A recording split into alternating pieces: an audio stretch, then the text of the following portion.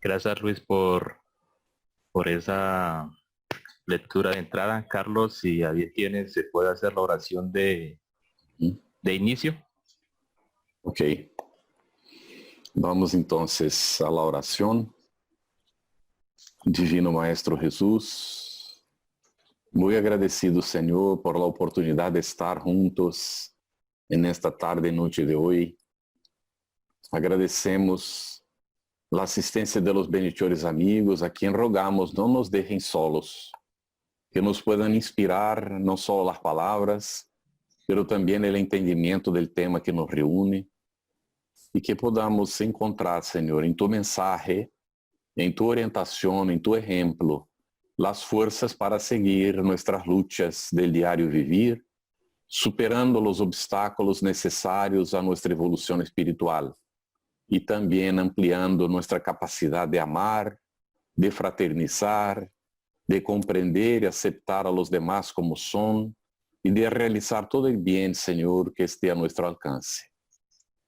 Vamos en esta tarde de hoy buscar la armonía y la sintonía con los bendichores amigos que dirigen el Centro de Estudios Espíritas Sin Fronteras, que ellos nos puedan auxiliar y puedan envolver a todos nosotros, los que estamos aquí reunidos, aquellos que trabajan por el Centro de Estudios Espíritas Sin Fronteras, sus frecuentadores de otras reuniones, que todos reciban vibraciones de mucha paz, de mucha luz, de perseverancia en los esfuerzos necesarios. Y es así, Señor, en tu nombre, que nosotros vamos dar seguimiento a la reunión prevista para este día de hoy. Gracias, que así sea.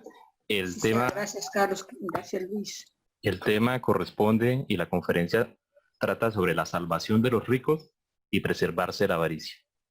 Nuestro compañero y querido amigo Carlos Campetti tiene la palabra. Muchas gracias, Orlando. Gracias, Luis, por la lectura.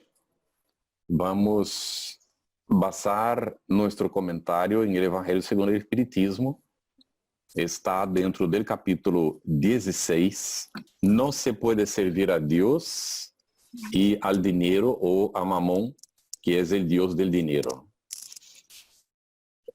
El primer tópico que trata aquí es la salvación de los ricos. Y vamos a encontrar Lucas, el evangelista, haciendo el registro en el capítulo 16, versículo 13. Nadie puede servir a dos señores, ha dicho Jesús, porque o odiará a uno y amará a otro, o se prenderá a uno y desprezará el otro. No podéis servir simultáneamente a Dios y a Mamón.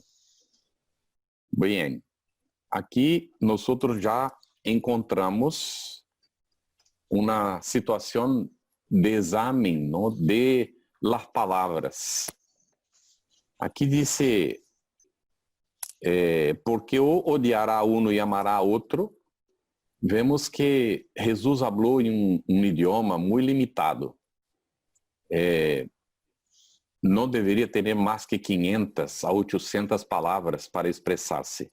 Para que tengamos idea, el español tiene más de 5.000 palabras para expresar sentimientos, expresar las cosas. Y los idiomas antiguos eran muy limitados.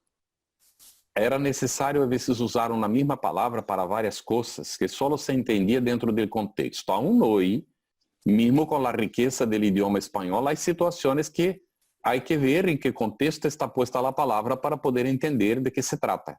Imagine-se naquele entonces. E estas palavras, não, amar e odiar, são muito duras a vezes, muito extremas. E dá a impressão de que Jesus estaria haciendo una condenación a las cosas del campo material. Cuando nosotros somos puestos por la reencarnación, somos sometidos a la vida material.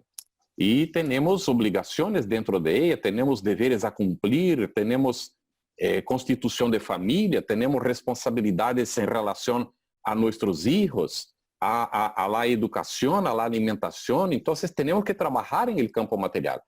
Pero aquí Jesús llama la atención nuestra para que, y Él lo pone en varios momentos, que nosotros estemos en este mundo sin pertenecer a Él. O sea, utilizar todas las cosas, hacer todo lo que es necesario aquí, pero sin prendernos. Y ahí entra la gran dificultad. Es el agarrarse a las cosas del campo material y dar a ellas un valor mayor o más amplio, un valor más absoluto, digamos así, en relación a las cosas de la esencia que somos, porque en realidad somos espíritus inmortales. Vivimos antes de esta encarnación, de esta existencia, y seguiremos viviendo después. Sabemos de esto como espiritistas, pero todas las doctrinas espiritualistas afirman que seguiremos viviendo después. Ni todas aceptan que existimos antes, porque algunas afirman que somos creados en el mismo momento que el cuerpo es creado. Imagínense el rollo que nos sería esto, la dificultad para poder entender la justicia de Dios, las cosas que nos ocurren, porque nacen personas diferentes, con limitaciones, imperfecciones y otras no. Es muy difícil, ¿no? La razón tiene que funcionar y nos indica que Dios, siendo bueno y justo, no podría permitir estas diferencias tan grandes sin tener razón para esto, sin tener causa para esto, sin tener motivos para que así ocurriera. Así que nosotros somos espíritus milenares en experiencias múltiples. Y estas experiencias son realizadas en el campo de la materia. Es por esto que encontramos la afirmativa que fuimos creados en la cuna de la materia, nos fue brindado la posibilidad del desarrollo, del cumplimiento de misiones, conforme pone Allan Kardec en el libro de los Espíritus, y adquirimos el libre albedrío, la capacidad de decidir por nosotros mismos y con esto la responsabilidad de nuestras acciones, de nuestras decisiones. Y todo esto es regulado por nuestra conciencia, que también se amplía a la medida en que desarrollamos. Y es en la conciencia donde está inserido, inscrita, la ley de Dios nuestro Padre. En la propia conciencia de cada uno de nosotros. Y esta conciencia es lo que regula estas relaciones. Y uno de los más grandes desafíos que tenemos nosotros es justamente la relación con el semejante, la relación con el mundo en donde vivimos, la relación con la naturaleza. Nuestro gran desafío son las relaciones y tenemos que aprender a relacionarnos de forma a no ser nosotros personas que causen daño, perjuicio hacia los demás. Que seamos construtivos, que seamos positivos, que estemos sintonizados con este propósito que va más allá de los intereses del campo material. De esto se trata, ¿no? Así que, si nosotros nos entregamos al campo de la materia y vivimos en favor de la materia, vamos a estar en aquella condición que Jesús pone también de aquel que quiso salvar la vida y la perdió. Él dice así: si alguien quiere salvar la vida, la va a perder. Pero aquel que renuncia a la vida por amor de mí, este la va a ganar. Bueno, ¿qué significará eso, no? Está relacionado justamente con este agarrar a las cosas materiales aquí que encontramos en este tramo. La persona que vive en función de la materia va a estar servindo a mamón todo el tiempo. No estará nunca satisfecho, siempre va a querer más y estará en esta lucha tremenda. Y cuando no consigue, ¿no?, formar patrimonio, pero no deja de estar agarrado a las cosas, y entonces no consigue salir de este círculo vicioso de la materia.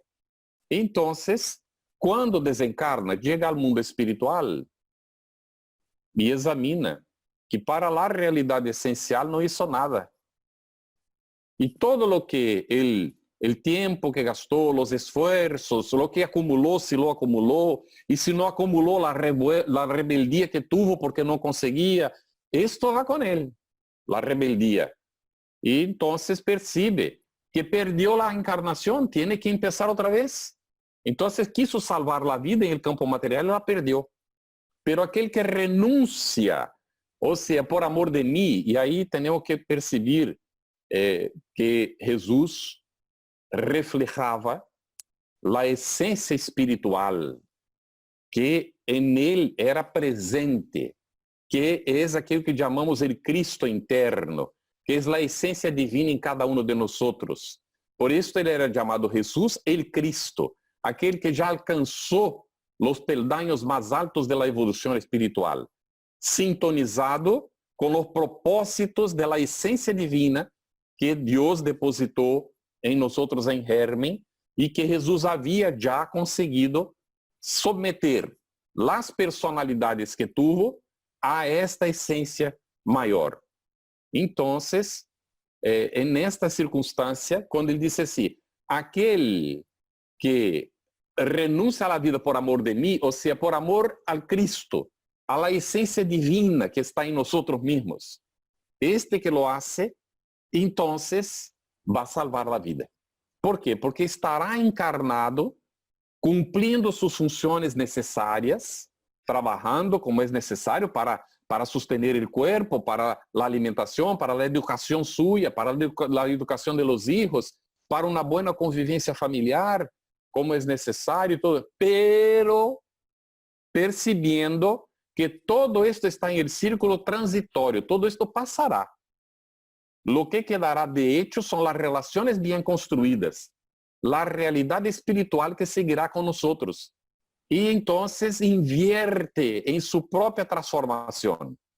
Y más que esto, no solamente en la mejoría moral suya, solo eso. Porque si necesitamos reforma moral, es porque hay pendencias, porque no hemos logrado. Pero necesitamos invertir un poquito también en nuestra evolución espiritual.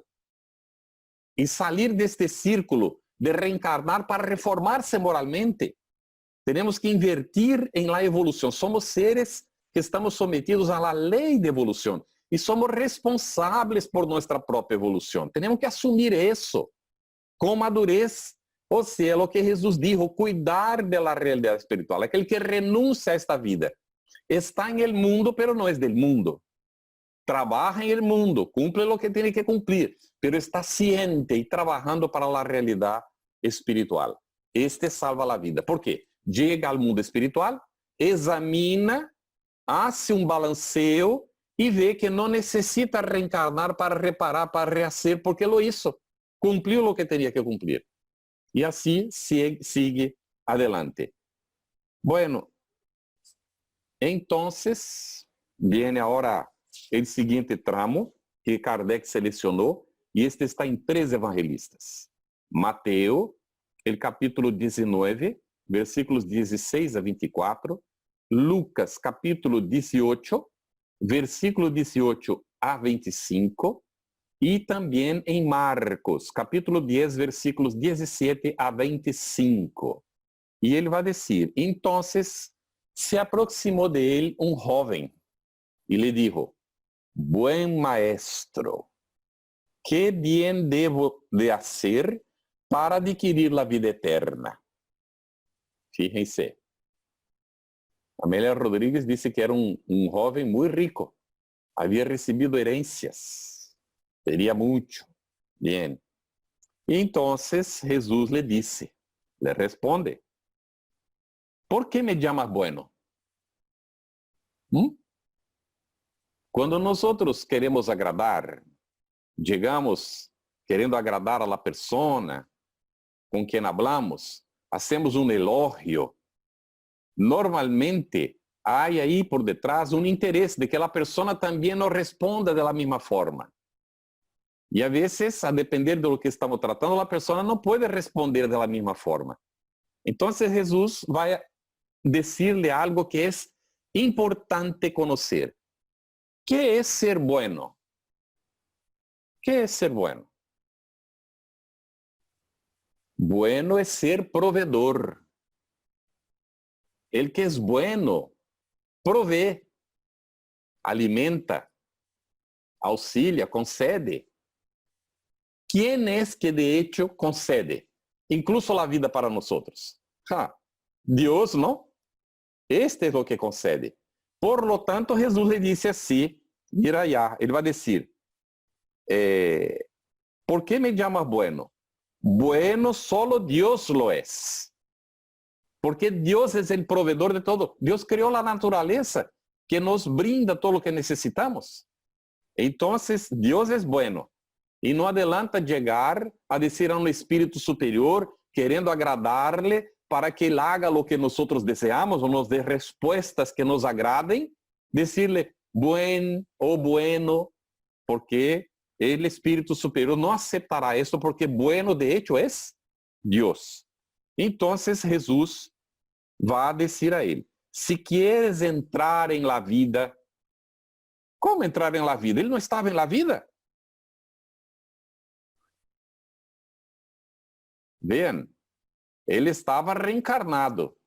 Pero si quiere entrar en la vida eterna, quiere entrar en la vida espiritual, entrar efectivamente en mundos superiores, entonces guarda los mandamientos. Y el joven va a preguntar, ¿pero qué mandamientos? ¿Será que no sabía? Y Jesús pacientemente le dice, ¿no? No matarás, no cometerás adulterio, no furtarás, no darás testimonio falso, honra a tu padre y a tu madre y ama a tu prójimo como a ti mismo. Y el joven entonces dice, bueno, esto yo vengo ya respetando estos mandamientos desde que entré en la mocidad, ¿no? ¿Qué más me falta al final, no? Porque si estoy haciendo esto y aún no entré en la vida, ¿qué me falta? Bueno, este es el momento de la verdad, ¿no? Él no quería saber. Nosotros queremos saber muchas veces, pero no nos gusta la respuesta que recibimos. Entonces, Jesús conocía la historia del muchacho, sabía que era lo que él necesitaba. Y le responde, si quieres ser perfecto, mira eso, para entrar en la vida tiene que ser perfecto. En la verdadera vida, si no queda reencarnando en existencias múltiples, porque aún no tiene condiciones de entrar en la vida, sigue reencarnando. Para entrar en la vida tiene que ser perfecto.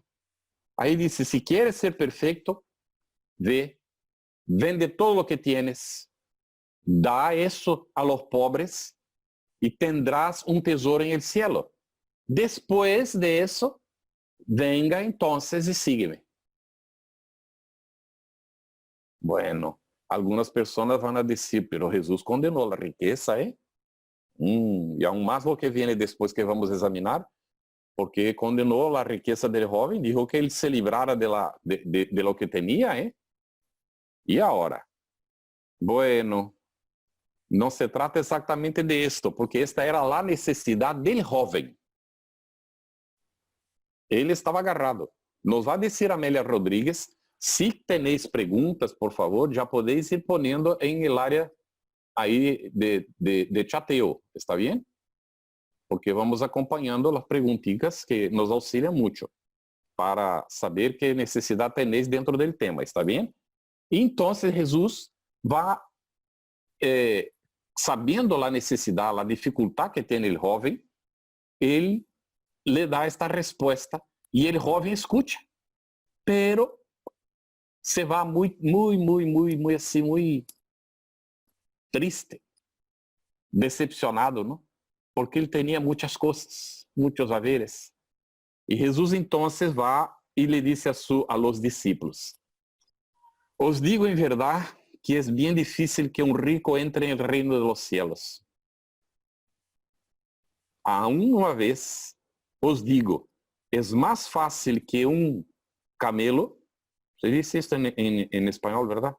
Pase por el hueco de una aguja que entre un rico en el reino de los cielos.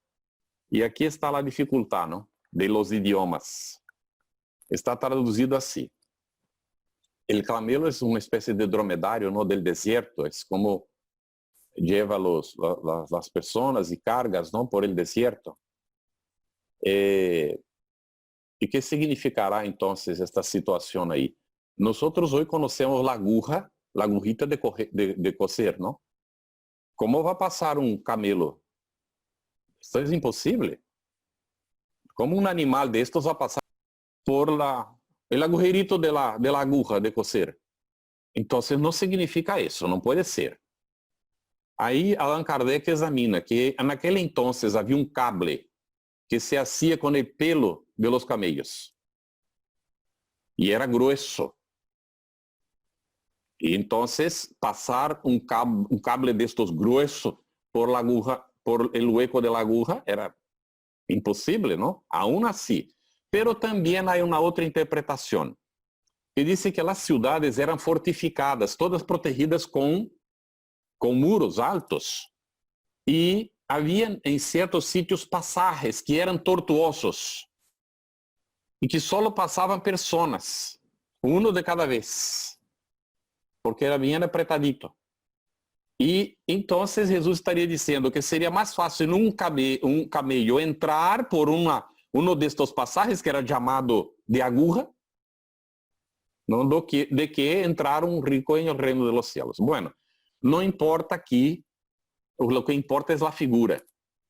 No es fácil, porque cuando la persona reencarna con posibilidades de riqueza, normalmente recibe muchas atracciones del mundo material y tiene la tendencia de acumular para sí.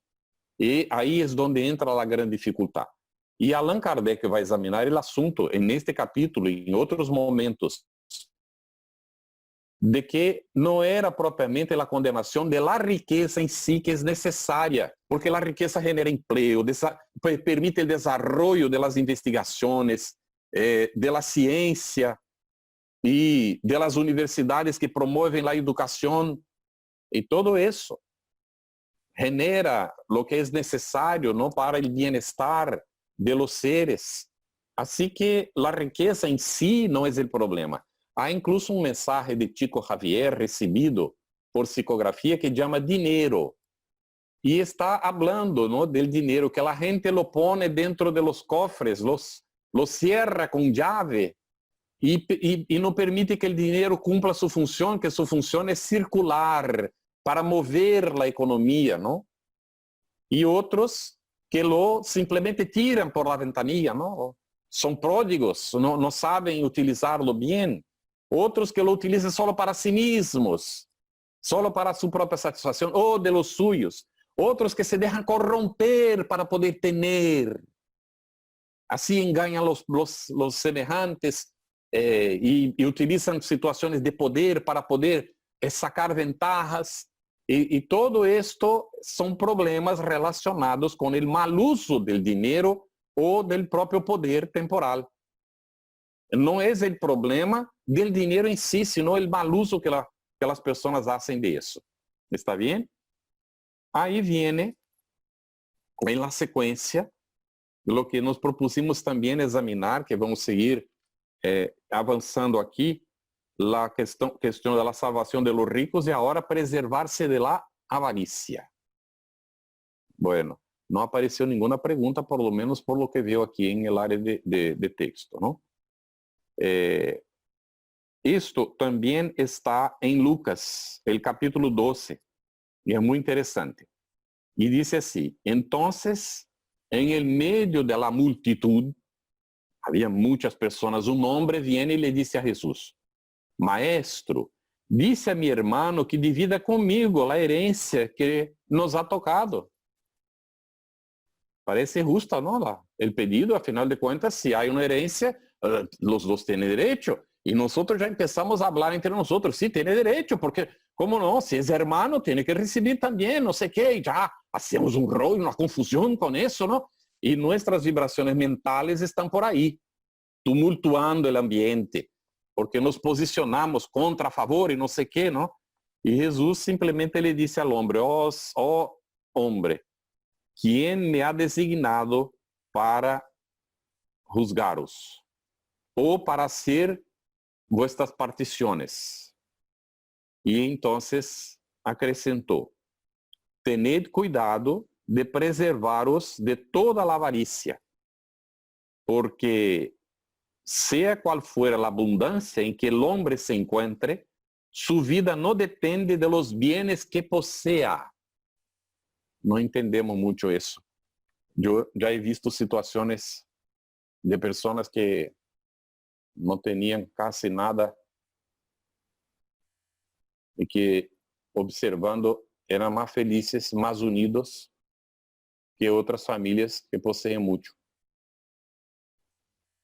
He nacido prácticamente en el campo, una pequeña ciudad, y con poco tiempo de vida, año y poquito, nos fuimos para el campo mismo, vivir en el campo. Y ahí veíamos estas situaciones, ¿no? Los dueños de la propiedad y aquellos que venían para trabajar, que eran admitidos para vivir ahí con su familia y que cultivaban la tierra con derecho a quedar con una parte. A veces eran llamados meeiros, o sea, quedaban con la mitad y la otra mitad tenían que dar para el dueño de la propiedad, ¿no? Y entonces se veían muchas situaciones, a veces de más armonía entre estas personas que estaban ahí cultivando la tierra para quedarse con una parte, que aquel otro que recibía la mitad de todos los que trabajaban y que acumulaba mucho, ¿no? Entonces había a veces disputas entre los hijos por las cosas materiales y esta situación toda, ¿no? Así que, bueno, de hecho, el ser feliz o no ser feliz no depende de las cosas. Es una situación más bien interior, íntima, que propiamente de posse. Lógico que esto no es justificativa para que, si nosotros estamos en una cierta situación y hay quien lo necesite, que nosotros lo ignoremos. Porque esto sí es tremendo, ¿no? Aún más en estos tiempos que estamos viviendo ahora. Con esta situación del coronavirus, ¿no? Con la enfermedad COVID-19, como se llama, hubo gente que perdió empleo, hay personas que tuvieron sueldo reducido, hay empresarios que están con problemas porque no pueden abrir el comercio o tuvieron que mantener por tiempos, ¿no? Los medios de transporte están con dificultades. Hay muchas dificultades. Y aquel que pueda auxiliar el que necesite es, en esta situación, simplemente un deber, ¿no? Así que debemos de estar atentos a eso. Y también, si nosotros estamos en la situación de necesitar, hay que pedir. No es fácil. Un padre de familia que se ve en una situación como esta, ¿no? Que dependa de otro o de otra para poder alimentar a los hijos, no es fácil. Entonces, a veces se siente humillado, pero a veces los demás no saben tampoco, ¿no? Que la situación está ocurriendo. Así que hay de hecho que ser desprendido en los sentidos todos, tanto el que pueda donar como aquel que necesite de desprenderse de su orgullo, de su situación, y no sentirse humillado por eso, ¿no? Porque también la situación es transitoria, todo pasa, esto también pasará. Y más tarde se puede recompensar el que auxilió si la persona siente esto en su conciencia, pero el que auxilia no debería de esperar ninguna recompensa de más de la satisfacción de poder ser útil al semejante. Es lo que nosotros aprendemos, ¿no? Así que esto está ligado a la avaricia. Quien sea avaro en estas situaciones puede tener problemas serios espirituales, ¿no? Pero Jesús entonces va a narrar una parábola muy interesante, enseguida, registrada por Lucas. Dice que había un hombre muy rico, y como él tenía muchas tierras, mucha gente trabajaba para él tuvo una cosecha fenomenal, pero cosechó mucho. Y entonces miró y dijo, ¿qué voy a hacer yo? ¿Qué voy a hacer? Porque los depósitos están todos llenos. Y él entonces pensó, ya sé lo que voy a hacer.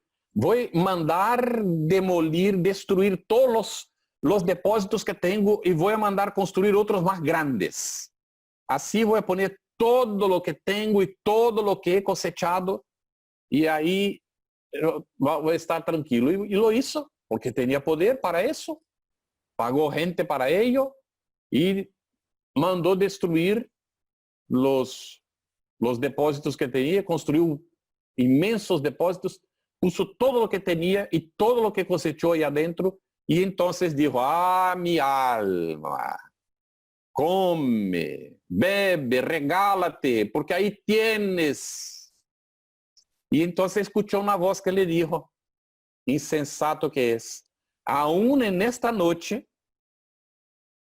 te tomarán el alma. ¿Para qué te servirá todo esto que acumulaste? Vamos a examinar. ¿Qué es el alma? ¿Qué dicen los espíritus para Allan Kardec? ¿Qué es el alma? Es el espíritu encarnado, ¿verdad? Muy bien. Mira lo que pasa. Él está encarnado. Y viene la voz que le dice, es la voz de la conciencia, ¿eh?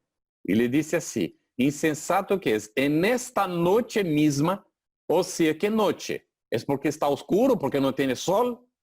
No se trata de esto. Es la noche de la ignorancia voluntaria en la cual él está sumerso. Está reencarnado, completamente dedicado a cosas del campo material, ya tiene mucho, quiere acumular más. Todo en el campo de la materia, nada en el sentido espiritual, porque no comparte, no auxilia a los demás, está egocentrado, solo piensa en él mismo. Entonces, en esta misma noche de la ignorancia voluntaria en que él se sumergió, le van a quitar el alma, o sea, va a desencarnar. Y cuando esté en el mundo espiritual, ¿para qué le va a servir todo lo que ha acumulado? Y ahí viene la decepción, porque es aquel que cuidó de la vida, quis salvar la vida y la perdió. Porque llega al mundo espiritual, no llevó nada consigo, no tiene nada para presentar ahí, entonces tiene que volver. Y miren que hay una cola inmensa para las reencarnaciones. Y nosotros en la literatura encontramos que para reencarnar hay que tener amigos, personas que acepten ser padres. Si nosotros no utilizamos los recursos que la providencia divina nos puso en las manos para poder mejorar las relaciones, cultivar las amistades, el día que necesitemos, ¿con quién vamos a contar? Por esto muchos terminan por reencarnar gracias a la misericordia ajena de pessoas que renuncian, que aceptan recibir a este ser que fue egótico, egoísta y que no cultivó nada, no tiene siquiera créditos para poder penhorar para la reencarnación. No es fácil, ¿eh? Y ahí vale el examen, ¿no? De nosotros mismos. ¿En qué situación nosotros nos encontramos? ¿Cómo fue que nos pasó? No me recuerdo. Nosotros no nos recordamos. Por lo tanto, vamos a aprovechar la oportunidad ahora, ¿no? La literatura espírita es muy rica en informar de las decepciones de aquellos que llegan al mundo espiritual después de la reencarnación y que no han cumplido con el compromiso asumido. Pero ¿cómo voy a saber cuál es mi compromiso? ¿Será que necesitamos recordar? La propia vida nos indica. Si se nos presenta una ocasión de ser útiles, ahí está. De ejercitar la paciencia, ay, qué desafío, Dios mío. Hay ciertas situaciones y la persona dice, si es que perdí el control. Bueno, si yo perdí el control, en realidad es porque no lo tengo. Porque si lo tuviera, no perdería. Es decir, que aún soy descontrolado, ¿no? Ahí algunos dicen, si es mi sangre latina. Yo soy de familia italiana de los dos lados, ¿no? É a sangre italiana. ¿Qué tiene la sangre que ver con eso? Hahnemann tiene una lección aquí en el Evangelio según el Espiritismo, que dice que el cuerpo es como el carro. El conductor es el espíritu, el responsable es el espíritu. El cuerpo tiene sus demandas, tiene sus necesidades, pero quien comanda es el espíritu. Entonces no podemos transferir la responsabilidad de lo que hacemos para la máquina que utilizamos. La responsabilidad es de cada uno de nosotros. ¿Está bien? Bueno, este es el tramo que nos propusimos examinar hoy. Repetimos capítulo 16 del Evangelio según el Espiritismo. Este capítulo tiene lecciones maravillosas. Aquí también consta la parábola de los talentos. A Kardec va a hablar de la utilidad providencial de la riqueza. Tocamos algunos puntos en relación a esto. La prueba de la riqueza y de la miseria. Hay personas que pasan por una situación en una encarnación y otra en otra encarnación. Yo tengo un flash, un recuerdo que me vino en una cierta situación de una encarnación que he tenido. Yo no sé con quién yo vivía, pero era un otro muchacho como yo. Éramos jóvenes, preadolescentes, y vivíamos dentro de una estatua. No teníamos padres, no teníamos comida, no teníamos nada. Yo desencarné muy joven en esta encarnación. Por las privaciones. Un frío terrible, terrible. Esta encarnación probablemente fue en Francia o alguna cosa así. Y bueno, todos pasamos por situaciones, unas y otras, de acuerdo con las necesidades de nuestra evolución espiritual.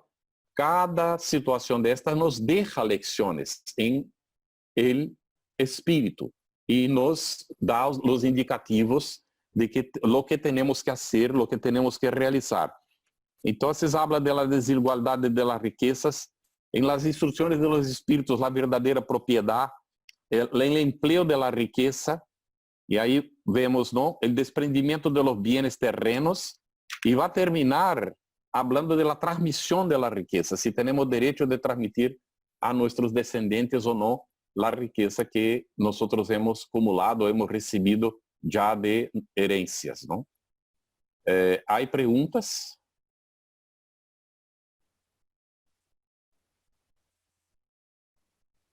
Yo creo que tenemos unos minuticos, ¿no? Unos 15 minutos más o menos, un poco más.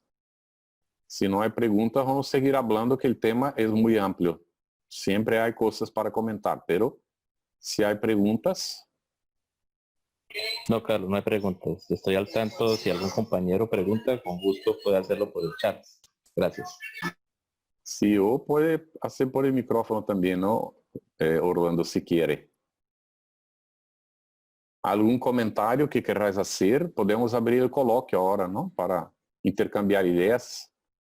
¿Os parece bien eso que hemos comentado? ¿Alguien discorda de alguna cosa? ¿Tiene otro punto de vista? Estén a gusto, porque es el momento de conversar un poquito sobre el asunto. Silencio en la web. Nadie tiene nada para decir. Vamos a ver. Estamos 27. Muy bien. Entonces, si vosotros no tenéis preguntas, yo os voy a preguntar.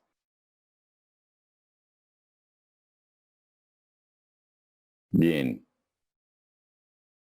¿Habéis pensado, examinado esta situación del joven que llegó a Jesús y le dijo, buen maestro?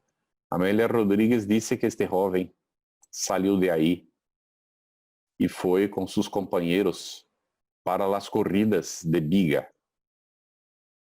Eran unos carros con 2 ruedas, prendidos a 2, 3 caballos, 4 caballos, y hacían corridas en un circo, ¿no? Y había muchos accidentes. Y en esta corrida que él estaba, hubo un accidente y él desencarnó ahí mismo. Entonces tuvo una oportunidad de oro encontrándose con Jesús, ¿no? Y no supo aprovechar. ¿Quién ha leído hace 2000 años? Sueli Caldas Schubert escreveu um livro que a FEB vai editar. Ha leído? Tu estás como Galaxy Rota 3. Eu não vejo o nome. Eu também he leído, Carlos. Me encantou. Sí. 50 anos depois. Magnífico, ¿verdad? Esta série de livros de Emmanuel, ¿verdad? He leído 2 vezes. Uhum. Hace 2000 años hay un momento Sí. en que la hija de Publio Lentulus está enferma, ¿verdad? Y Sim. la mujer, Livia, insiste con él para ir al encuentro de Jesús. Y él, presionado por la situación, va. Pero él no va a buscar a Jesús propiamente. Él va a buscar el taumaturgo, el curador, porque él quiere la curación de su hija, no quiere compromiso. Y él va caminando por ahí, no sabe dónde va a encontrarla, ¿no? Y de repente Jesús se presenta y él no sabe cómo, pero siendo senador, que, oh, Dios mío, era la autoridad máxima ahí en la situación, se pone de rodillas. Y Jesús entonces le dice, mira, o ahora o dentro de algunos siglos comprenderás este momento. O lo aprovechas ahora o lo aprovecharás más tarde. Mira qué cosa, ¿no? Qué visión tenía Jesús. Y él no sabe aprovechar.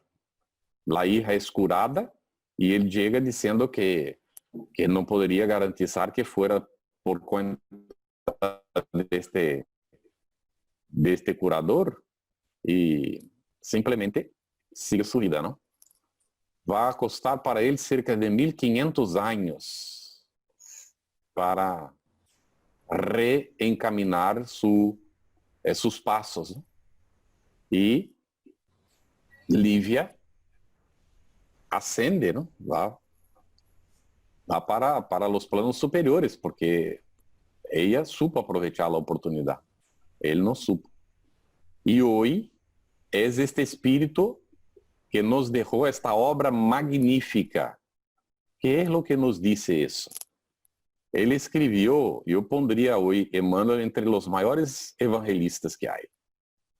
A esta serie de libros que la FEB ahora publicó, que se llama El Evangelio por Emmanuel, que es la recopilación de los textos ya publicados, de los comentarios que hace Emmanuel de los versículos del Nuevo Testamento.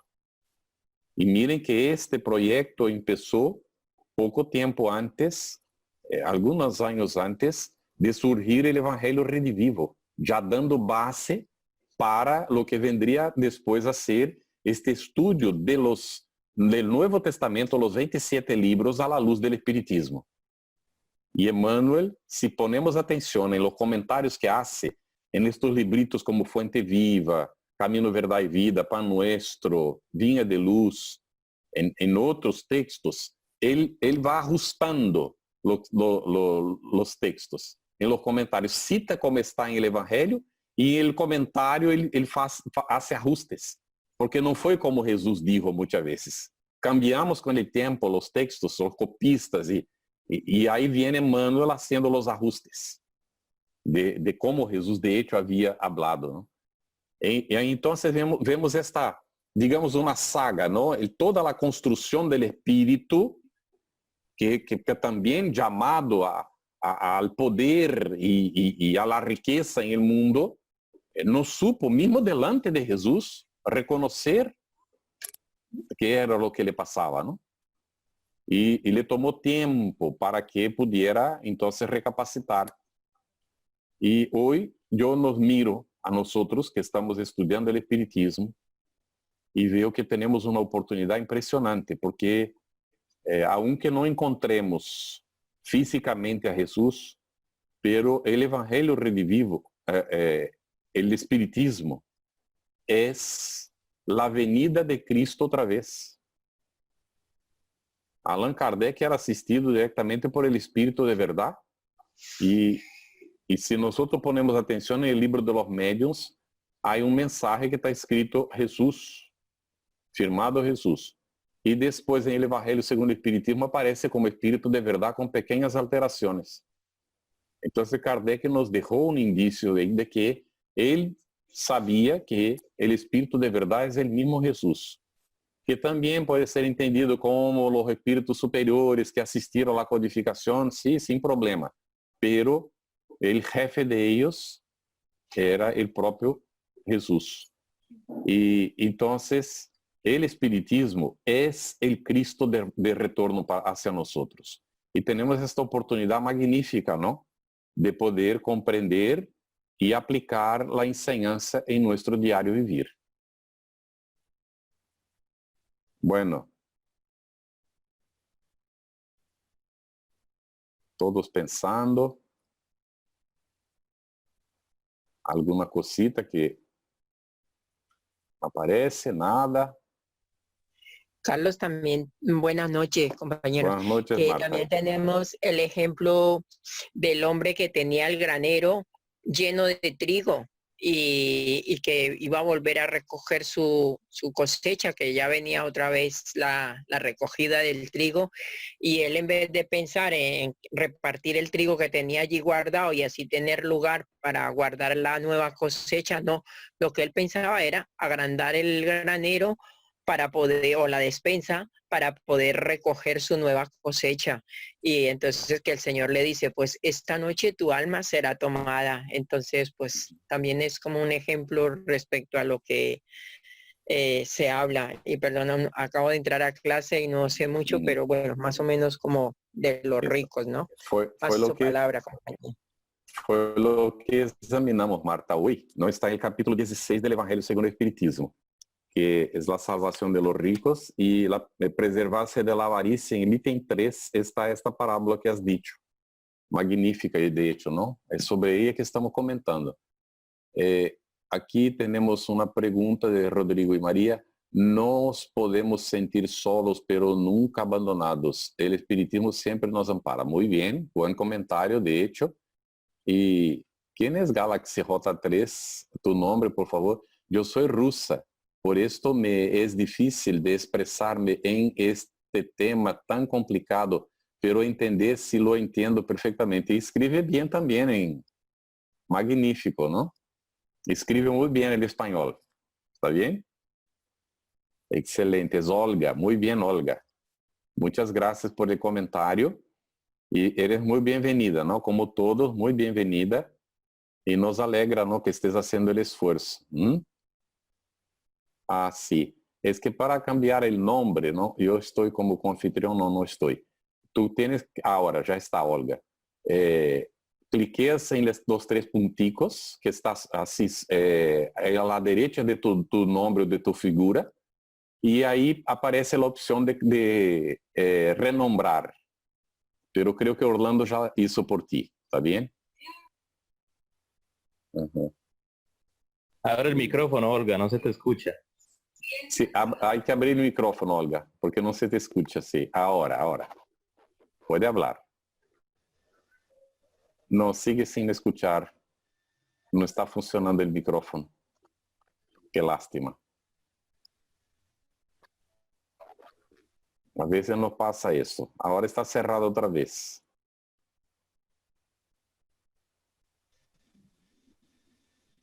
Una lástima, Olga. A ver, Olga, intenta otra vez. Está cerrado, abierto, cerrado. Carlos, perdón, es que si está en un celular tiene que levantar el dedo donde dice llamar hacia arriba. Uh-huh. Cuando está en celular. Ahora ella quitó la cámara. En el móvil tiene que cliquear, ¿no? Pasar la mano para arriba, ¿verdad, Blanca? Muy bien. Bueno. Sí, donde dice llamar, donde está uno, donde pone uno los audífonos, ahí dice llamar y toca mandar el dedo para arriba. Uh-huh. Muy bien, parece ser que no está consiguiendo, Olga, ¿no? Otra vez será. Muy bien. Si no hay más preguntas ni nada, vamos a encaminar, Orlando, para el cierre. Carlos, yo tengo levantada la manita hace un rato. Ah, sí. Bueno, perdón que no estoy viendo. Estoy con los participantes aquí. Un momentito, que ya te doy palabra. Aquí, baja esto. Sí, Maite, puede hablar. ¿Eres tú? Quiero entender o he entendido que Jesús volverá a la tierra. Sí, está bien bajito el de Maite. Está diciendo que entendió o se quiso hacer entender que Jesús volverá a la tierra. Bueno, hay esta creencia, ¿no? Y la promesa de la venida otra vez y tal de Jesús. Pero Jesús no nos dejó nunca. Este es el hecho. Él siempre, y ha prometido esto, y ha dicho, donde estuvieran dos o más reunidos en su nombre, ahí estaría Él. Y todas las veces que nos reunimos efectivamente en su nombre, o sea, para el cumplimiento de las enseñanzas que Él dejó, Él está entre nosotros. Pero Él prometió que volvería el Consolador, porque sabía que nosotros nos alejaríamos de la enseñanza, que no tendríamos condiciones de conservar la enseñanza que Él nos dejó. Y entonces volvió sí con la codificación de Allan Kardec, comandando una cantidad inmensa de espíritus que vinieron a manifestarse en distintos puntos por diferentes medios durante aquel tiempo de la codificación espírita. Y entonces, ya en este sentido, ya vino. Y él dijo que el Consolador vendría para estar por siempre. Ya más habría interrupción. Y entonces, el Consolador está con nosotros, con aquellos que son comandados por Jesús, que son enviados por Él, acompañando la evolución de la humanidad. Y el Consolador vino para anunciar la nueva era de la humanidad. Allan Kardec, en la Génesis, hace el comentario. Aquí, incluso en el Evangelio, también habla de la nueva era. Luego, ¿alguien está intentando hablar? Entonces, el Espiritismo vino a anunciar esta nueva etapa de la Tierra, que es el mundo de regeneración. Y los espíritus están acompañando eso. Aún tenemos, ¿no?, las tinieblas presentes, los espíritus equivocados, la tentativa de hacer prevalecer los intereses del campo material. Hay los que engañan a los demás, que en nombre de la religión, utilizando el nombre de Jesús, ganan dinero porque engañan a las personas. Y así va, ¿no? Estas cosas todas. Y hay personas que confían en eso, dan dinero a esta gente, ¿no? Pero estamos viviendo los últimos tiempos de este tipo de cosas. Porque vendrá un momento bastante más feliz para la Tierra, de más plena conciencia, de más amplio respeto hacia los demás, de más amplio respeto a la naturaleza, y vamos a desarrollarnos mucho mejor como hermanos que somos. Las relaciones serán mejores, con toda seguridad. Para esto estamos caminando, porque estos espíritus que trabajan bajo el comando de Jesús, ora están desencarnados, ora encarnados en la tierra, promoviendo los cambios necesarios para nuestra evolución espiritual. Ahora mismo, la información es que Emmanuel mismo está reencarnado ya. Juana de Ángeles también afirmó a Divaldo que va a reencarnar ella, y afirman que vendrá con cerca de 1000 espíritus, reencarnando en varios puntos de la tierra, todos con el mismo compromiso de auxiliar el adelanto de nuestro planeta. Así que no estamos órfanos y no estaremos nunca ni jamás, nunca estuvimos, ¿no?, abandonados, pero ahora con más seguridad nosotros estamos sabiendo y percibiremos este amparo espiritual. Y aquellos que no se afinan con este momento evolutivo de la tierra tienen que salir. Tendrán no como castigo, hay que comprender esto. Van para un mundo con el cual se afina más. en donde se sienta más a gusto, porque no se sentirán a gusto en esta nueva etapa de la tierra, porque quieren seguir engañando, robando, haciendo cosas feas, y aquí ya no hay espacio, no habrá más espacio para eso. Entonces tendrán que ir donde puedan hacer esto, porque quieren seguir haciendo, con otros que merecen recibir lo que van a hacer. Porque aquí también vamos saliendo del ciclo de las expiaciones y va preponderando más el ciclo de las pruebas, cada vez más, hasta llegar el momento en que ya no reencarna más espíritus que tengan que pasar por expiaciones. Oi, Cidinha. Oi, Carlos. Agora que Olá. eu te vi aí. Tenemos uma alienígena que habla português aí com nós outros. Bem-vinda, Cidinha. Gracias.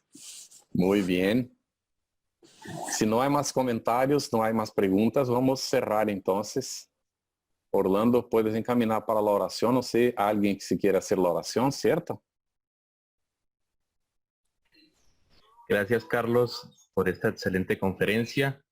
Como vemos y como nos ha explicado también, con la ayuda de los buenos espíritus y el acompañamiento también de los hermanos espirituales, vemos que los ricos tienen salvación y la enseñanza de preservarse de la avaricia. Simplemente somos meros administradores de las riquezas.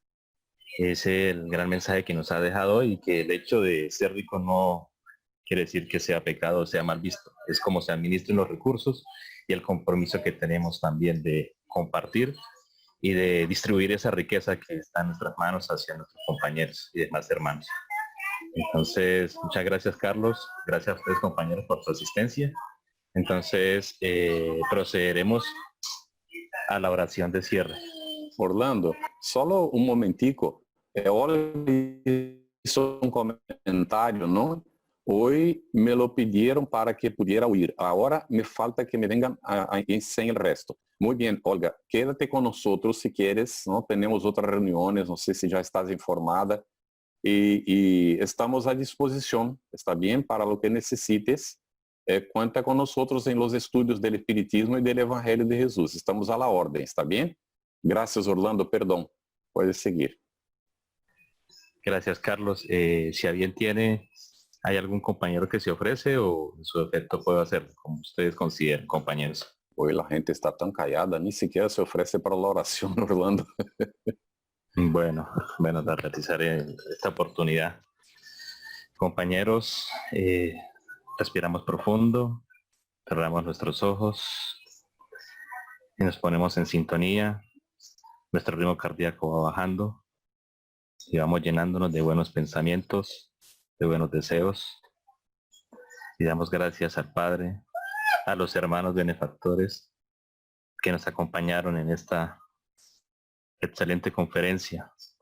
Que estas enseñanzas sean permanentes y constantes en nuestra vida. Que el mensaje dado hoy sea inflamando nuestros espíritus y nuestros corazones.